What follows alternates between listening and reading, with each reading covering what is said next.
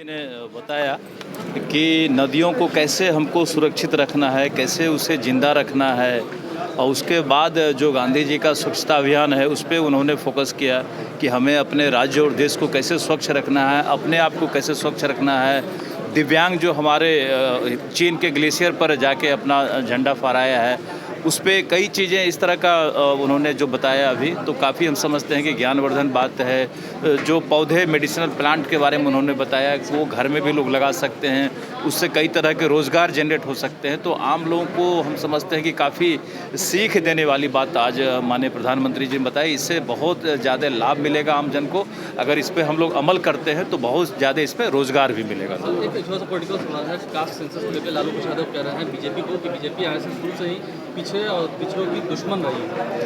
अगर बीजेपी पिछड़ों की दुश्मन होती तो उनको अपने गिरेबान झांकना चाहिए कि उन्होंने पिछड़ों के लिए क्या किया और बीजेपी ने क्या क्या काम किया। आज राष्ट्रपति हमारे देश में कौन है, किसने बनाया, ये सबसे बड़ा सवाल है। इन चीज़ों से उनको सीख लेना चाहिए और पिछड़ों के उत्थान के लिए माननीय प्रधानमंत्री जी लगातार कार्यरत रहते हैं और कई ऐसे काम किए हैं जिससे उनको सीख लेने का क्या स्टैंड है अभी भी जो केंद्र सरकार ने फैसला दिया है? देखिए, ये फैसला है और इसकी आवश्यकता अभी नहीं है। मुझे लगता है कि देश में सबसे पहले जनसंख्या नियंत्रण कानून बनाने की आवश्यकता है, उसके बाद कोई और गणना हो जरूरत नहीं है। अभी इसकी कोई मुझे नहीं लगता। मांझी जी खुद मांग कर रहे हैं कि देश की जरूरत है और उन्होंने कहा कि मुख्यमंत्री नीतीश कुमार जल्द से जल्द बैठक बुलाएं सर्वदलीय। देखिए, मांझी जी को मुझे लगता है कि उम्र का असर हो गया है।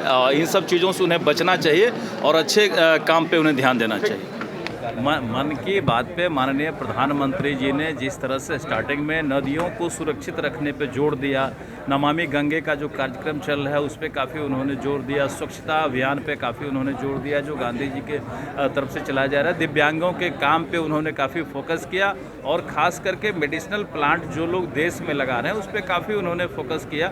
हम समझते हैं कि इससे काफ़ी सीख लेने की आवश्यकता है और जो आम जन इन चीज़ों से सीख लेंगे, घर में वो रोज़गार उत्पन्न करेंगे। कई तरह के उन्होंने रोज़गार की बातें की, तो मुझे लगता है कि काफ़ी सीख लेने वाली बात उन्होंने कही है। आम जनों को काफ़ी सीख इससे मिलेगा और काफ़ी रोज़गार भी उत्पन्न होगा। खासतौर पर छठ की चर्चा की उन्होंने बिहार उनके निश्चित रूप से उनके ध्यान में रहता है और जो बिहार में जो भी पर्व होते हैं, खास करके गंगा किनारे या नदियों किनारे हम लोग छठ पर्व मनाते हैं, तो छठ पर्व भी अच्छे से मनाएं और गंगा को बचाएं, हम लोग नदियों को बचाएं, नदियों को सुरक्षित करें। विशेष तौर पर उनका वहाँ देखिए, मांझी जी पर मुझे लगता है कि उम्र का थोड़ा असर हो गया है। मांझी जी को स्वच्छ राजनीति में ध्यान देना चाहिए, अलूल जलूल चीज़ों पे नहीं जाना चाहिए और हम समझते हैं कि एनडीए पूरी तरह एकजुट है। जातीय गणना की आवश्यकता मुझे लगता है कि अभी नहीं है।